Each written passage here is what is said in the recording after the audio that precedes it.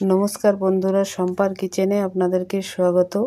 তো আজকে আমি একটা নতুন দুর্দান্ত রেসিপি নিয়ে এসেছি, কুমড়োর পায়েস। কুমড়োর পায়েস আপনারা কখনো খেয়ে দেখেছেন? একবার বানিয়ে খেয়ে দেখবেন, খেতে কিন্তু খুবই ভালো লাগে। তো বন্ধুরা, প্রথমে আমি এক টুকরা কুমড়ো নিয়ে নিলাম, কুমড়োটাকে কুড়ে রেখে নিলাম। তারপরে কড়াইয়ের মধ্যে সাদা তেল গরম করে তেজপাতা দিয়ে কুমড়োটাকে ভেজে নিলাম, হালকা করে ভেজে নিলাম। একটা পাত্রে দুধ গরম করে এলাচ দিয়ে ফুটিয়ে ওর মধ্যে কুমড়োটাকে দিয়ে দিলাম। তারপরে ফুটিয়ে বেশ গাঢ় গাঢ় করে নিলাম। ওর মধ্যে নারকেল, কিশমিশ, বাদাম দিয়ে দিলাম। নামাবার আগে গ্যাসটা অফ করে চিনিটা দিয়ে দিলাম।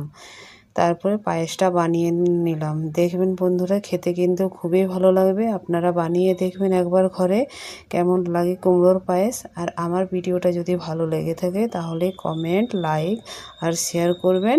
ভিডিওটা এখানেই বন্ধ করছি। ধন্যবাদ।